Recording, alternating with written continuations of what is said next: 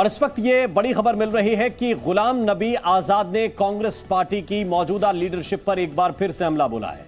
उन्होंने कहा है कि कांग्रेस को हमने अपने खून पसीने से बनाया था, कंप्यूटर से नहीं बनाया, और अब हमें ही बदनाम करने की कोशिश हो रही है। गुलाम नबी आजाद ने जम्मू में भाषण देते हुए यह बात कही है। आज की कांग्रेस तो एसएमएस से चलती है, कंप्यूटर से चलती है। हमने कांग्रेस को अपने खून पसीने से बनाया है, कंप्यूटर से नहीं बनाया।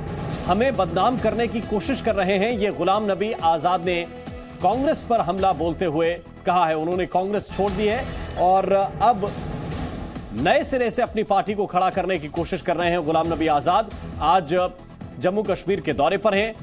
15 तारीख तक किसी तरह से दौरे, छोटी छोटी सभाएं वो करते रहेंगे, लोगों से मुलाकात करते रहेंगे। इस भाषण के दौरान उन्होंने कहा कि हमने कांग्रेस को अपने खून से खड़ा किया था, खून से बनाया था।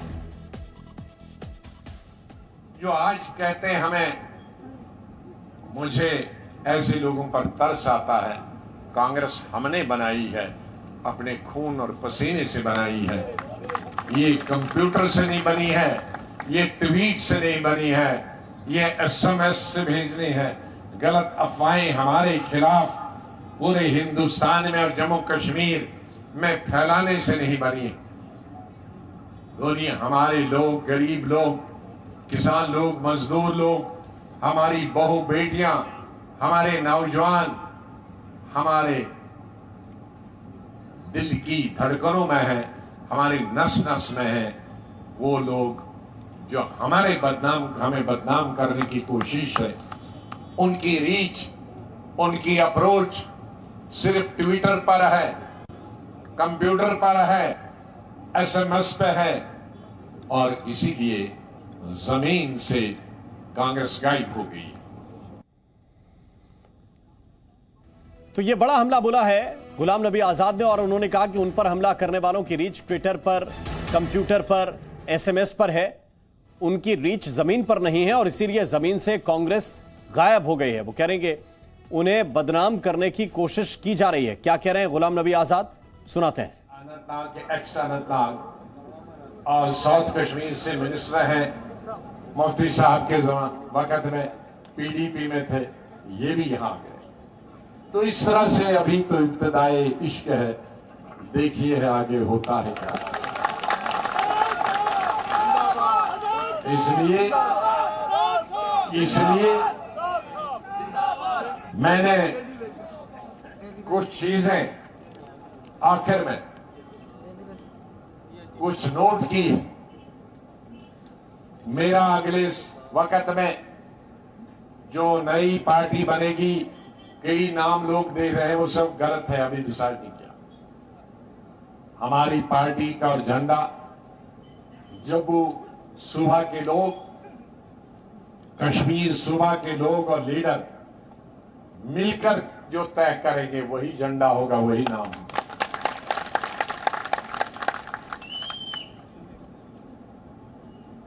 मैं आप दिल्ली में बैठकर आपके लिए फरमान नहीं जारी करूंगा, ये मेरा झंडा और ये मेरा नाम।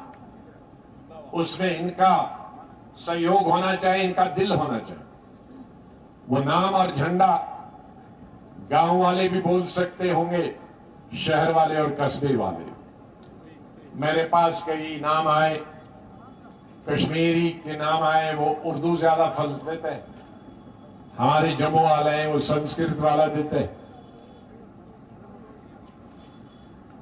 मैंने कहा भाई, जब ट्रांजिशन हो रहा था 1947, उससे पहले उर्दू पढ़ी जाती थी, उर्दू बोली जाती थी।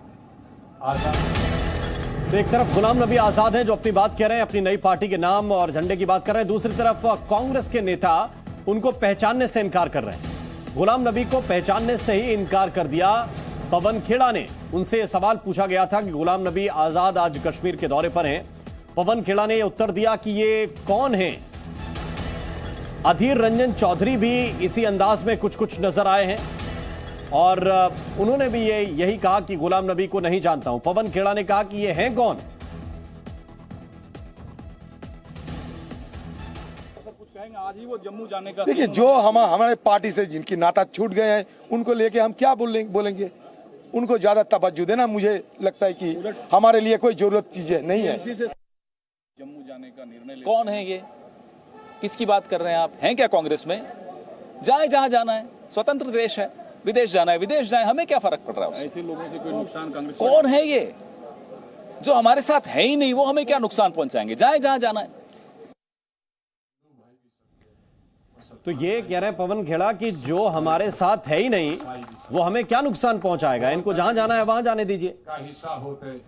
और यही गुलाम नबी आजाद कुछ कह रहे हैं कि जो कांग्रेस के साथ अभी खड़े हैं वही कांग्रेस को नुकसान पहुंचा रहे हैं।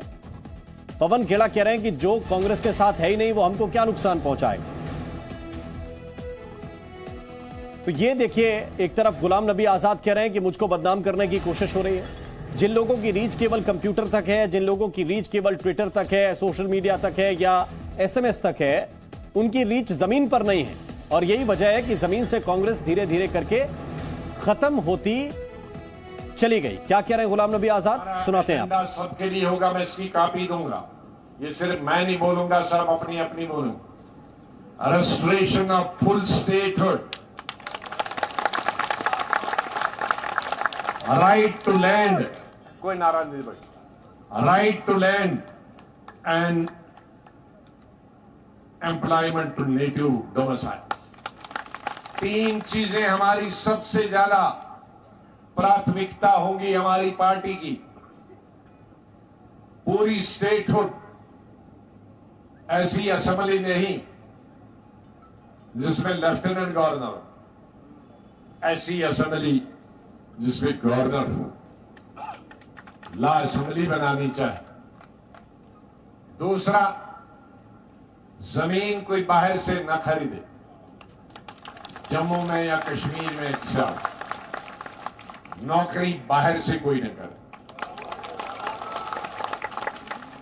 हमारी नौकरियां कितनी होती, समंदर में बूंद के बराबर, उसको भी आप ऑल इंडिया एडवर्टीजमेंट करो तो वो बूंद से भी गायब हो जाएंगे। और ये मुबारकबाद देता हूं महाराजा हरि सिंह जी को।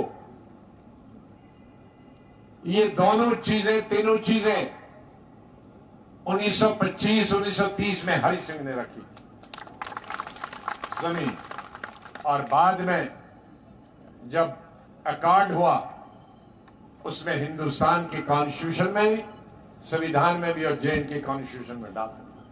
तो ये कोई असंवैधानिक बात नहीं जिसको 72 साल हिंदुस्तान के आईन ने, हिंदुस्तान के राष्ट्रपतियों ने, हिंदुस्तान के प्राइम मिनिस्टरों ने, कांग्रेसी हो गैर कांग्रेसी हो, उन्होंने मंजूर किया।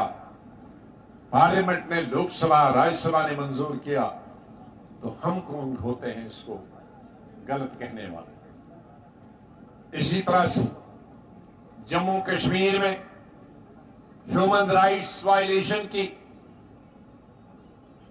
कई वारदातें आई। ज्यादातर किलिंग तो हमारे जहां हिंदू इलाकों में भी जम्मू की हुई है, मुसलमानों के भी 20-20, 30-30 लोग एक एक मैसेकर में मिलिटेंटों में हमारे हिंदू मुसलमान भाई हैं। लेकिन ह्यूमन राइट्स तो लड़े हम लड़े थे आरटीआई के माध्यम से, ट्रांसपेरेंसी रहनी चाहिए। और उन्होंने 2G स्पेक्ट्रम, कोलगेट के स्कैंडल, हुसैन एडी साहब कहाँ चले गए, अब गायब हो गए। 1,76,000 करोड़ के घोटाले हो गए। ये षड्यंत्र करके सरकार को बदनाम करने की कोशिश की गई, तो वो कामयाब हो गए और सच्चाई कभी छिप नहीं पाई। अब जो महंगाई की मार है देशवासियों पर कमर तोड़ चुकी है, देशवासियों की पर कमर तोड़ चुकी है देशवासियों की।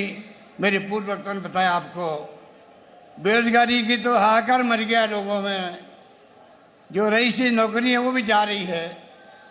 और ये सरकार इतनी झूठ आधारित है। मुझे याद है 2019 के अंदर NSSO ने जो संगठन है भारत सरकार का, उसने आंकड़े निकालने का प्रयास किया सच्चाई का, बेरोजगारी का। मोदी सरकार ने रुकवा दिया। उस NSSO के अध्यक्ष को, चेयरमैन को, मेंबर को इस्तीफा देना पड़ा। पूरे देश के तमाम अखबारों ने संपादकीय लिखा इसके ऊपर। पहली बार आजादी के बाद में आंकड़े रोके गए हैं।